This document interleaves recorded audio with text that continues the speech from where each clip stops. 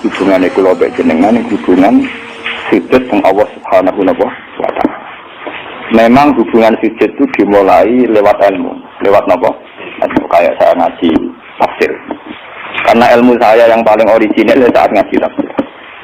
Apapun hebatnya kados hikam, hayatus sahabat atau kitab-kitab yang saya baca sore, itu kehebatan yang terbatas sehingga mudah kita paham. Jadi kadang orang-orang itu salah paham.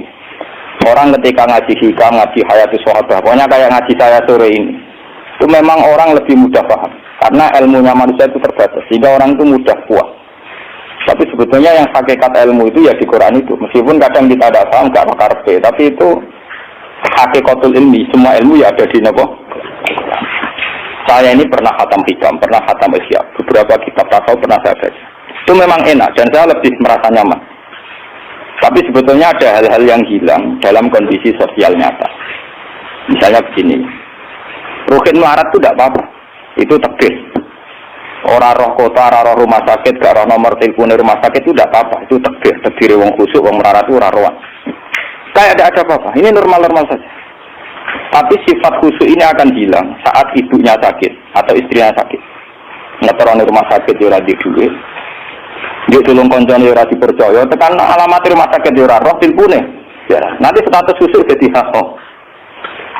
Wong ora darani khusyuk tapi napa? Haso. Paham napa? Makanya santri-santri sing ngaji kula tak provokasi. Jadi status khusyuk itu bisa hilang dalam kasus sosial yang nyata. Makanya saya ini jadi kiai, saya ini mulai dulu terkenal wong alim. Kenapa saya harus kerja di Jogja? Kulon pun sadar. Saya misalnya khusyuk, mungkin uang legus, Pak ngalim ngaji ini istiqomah.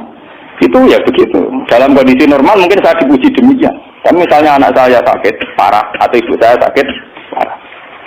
Atau orang rumah sakit duit, mobil gak duit, alamat gak duit, relasi. Nanti status saya ini bukan orang alim yang istiqomah. Wong wong apa? Wong nulung ibu ora kodak, nulung anake ora kok. Di sini ini terus terjadi kesalahan dalam kitab-kitab tasawuf yang benar.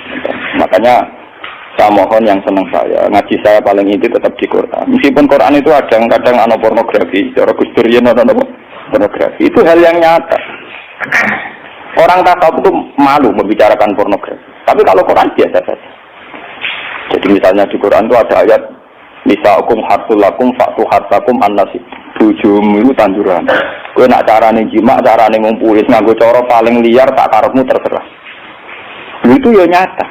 Karena Allah iso ngilani.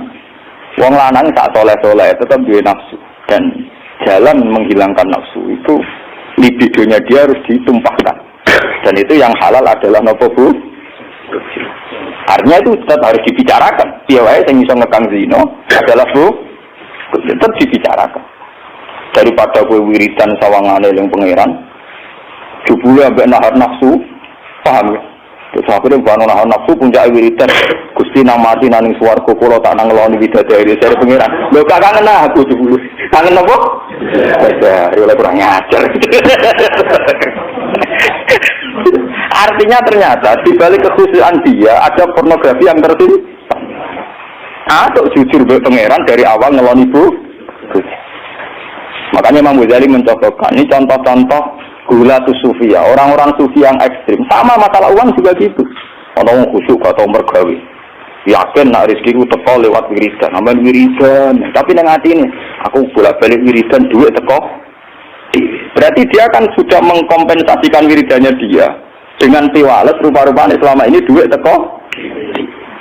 Semakin sering ono duit teko dhewe, semakin semangat wiridan, mergo jaga wiridane jaspleng. Terus dari pengiran, loh jasplengnya dibeli ukurannya. Di sini nih yang saya makanya saya tetap berpendapat ilmu terbaik tetap Al-Quran. Al-Quran yang jujur saja. Kalau orang ingin cari rezeki ya kerja. Kalau anti mati tetap kerja.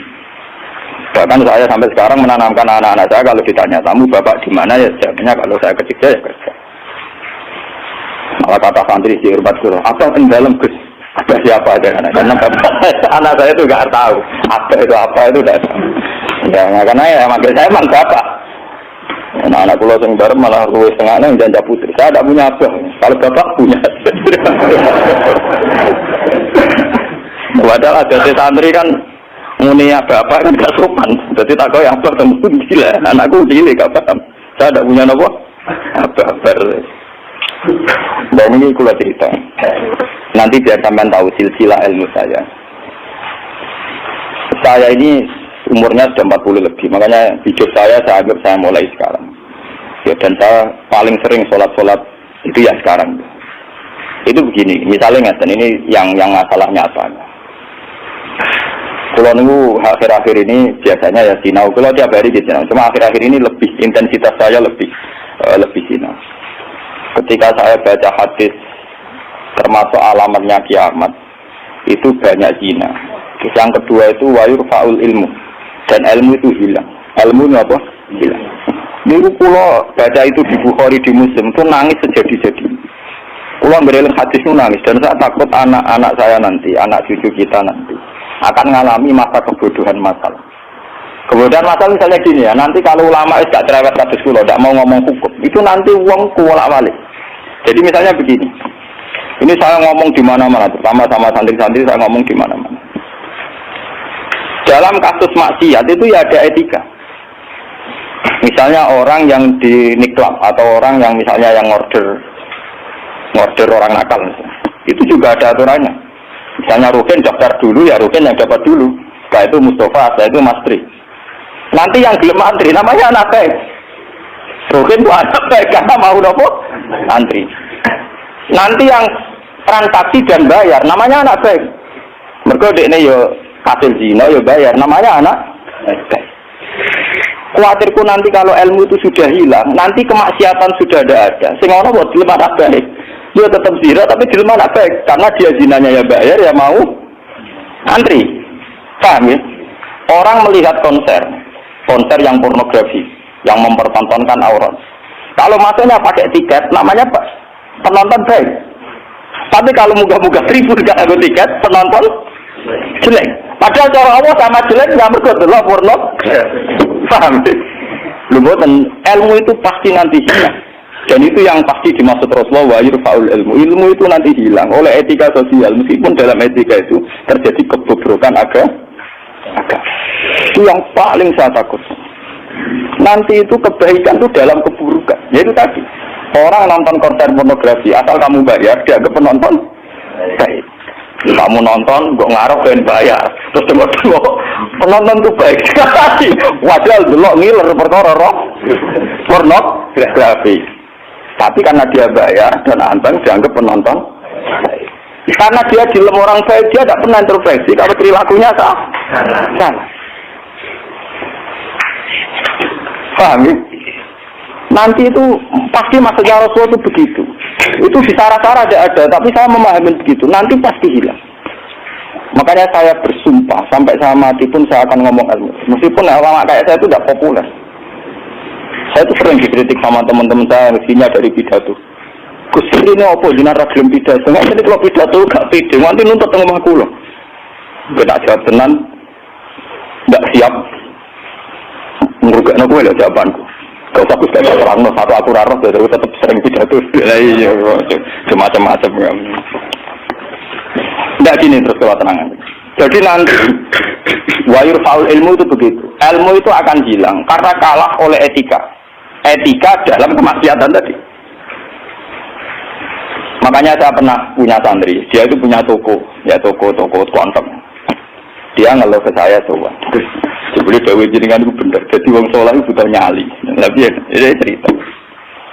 Pegawai negeri PNS itu kan punya gaji tetap, paham ya? Gaji apa? Rasa tersinggung, harus biasa wah itu. Anggapnya mau mengarpe pangeran, gue tak kayak itu. Itulah kan modal lapor. Itu ya pak. Yang satu murah. Dia itu punya toko kan.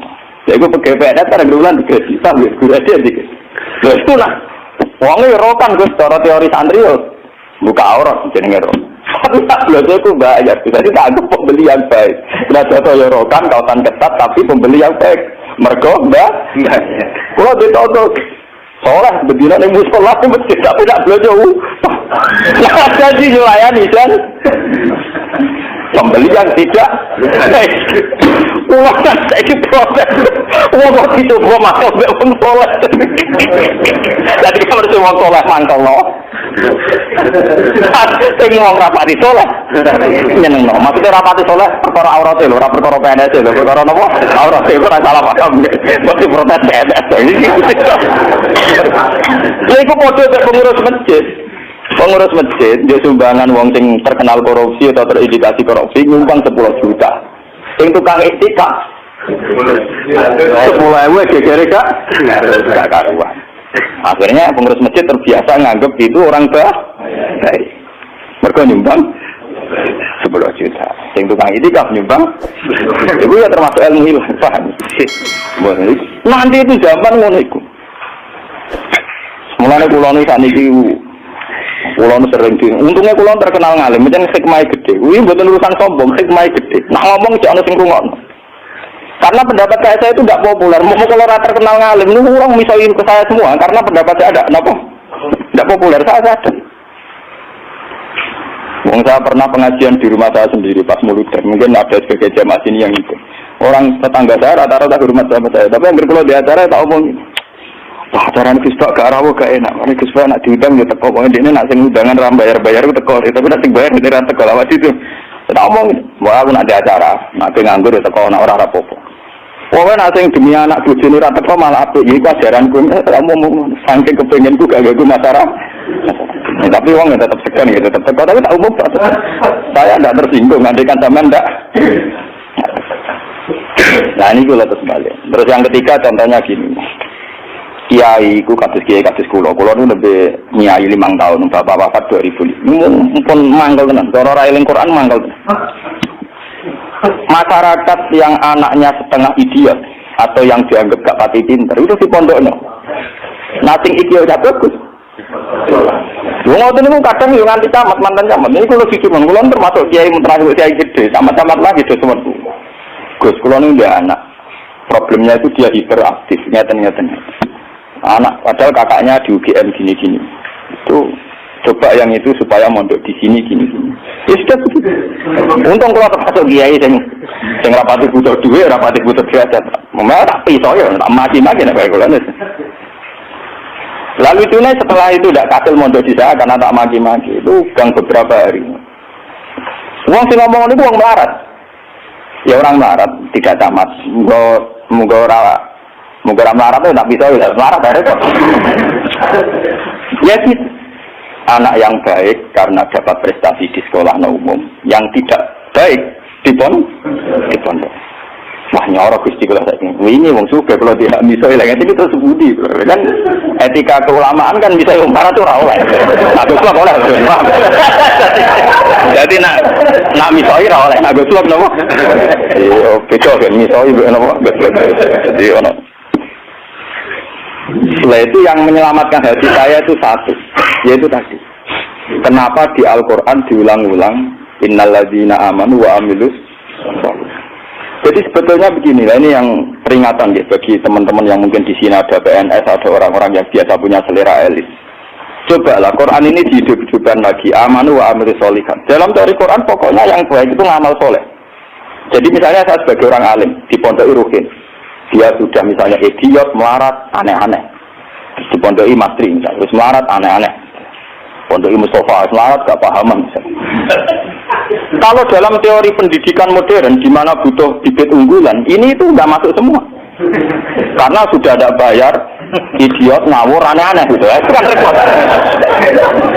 Nah, itu kan repot. Jadi kamane santri kok Mustafa yang ini, wes ratau salam tempel lah kok kiai ini rasulat kopiah, kiai rasulat apa? Kopiah. Remang deh, mesti gak terima deh. Napa? Dua kiai kok rasulat apa? Kopiah. Misalnya tak turuti surat kopiah, kok rapat dia, wah dia karpe kiai gue ideal. Ngaku karpe deh. Padahal kiai ini kesusu rapat dia kopiah juga pernah mereka ngurusi dia ini terus kelaparan. Nah ini contoh. Nanti suatu saat ada era, sekarang sudah mulai. Sekolahan yang hebat adalah sekolahan yang luar biasa dengan makna santrinya IQ-nya bagus. Siswanya IQ-nya bagus. Pola sosialnya bagus. Pembayarannya nomor yang penting gini Bu. Pembayarannya Nah terus akhirnya pondok-pondok pesantren kan kedua bayarnya bagus, otaknya tidak bagus, perilakunya tidak bagus. Lupa mau aku kurang disangoni pangeran. Wa amilu solihat. Ngurmat rohin wa amilu solihat. Ngurmat Mustafa ya amilu. Wes ora urip, wis ora dadi wong. Tapi karena saya punya semangat sarane Quran sementing aku amilus, ya sudah, Allah menitipkan ngamal saya lewat ngurmat matri, lewat ngurmat ruhi. Ya sudah selesai. Masalahnya terus nopo? Nah, kalau suwun sing ngaji kula, semangat kenapa Quran ngulang-ulang wa amila sholihan, diulang-ulang wa amil sholihat. Penting dalam hidup itu amilus. Kalau pernah ini cerita nyata. Saya pernah lihat TV. Sama ulama-ulama yang kayak saya, artinya tipikalnya ya kayak saya, orangnya alim terus ya ikhlas, cocok-cocokan kan. Jadi kiai lah ya tahu grup modal yang alimnya tak loh, yang alim tenan, ya putrane kayak gede. Waktu kiai ini kan buka kartu, ini tenan mata gue kisahnya apa? Ini ngaji wong tua-tua. Dan aku kan wongnya enjoy ikhlas, tahu tak kok, Gus.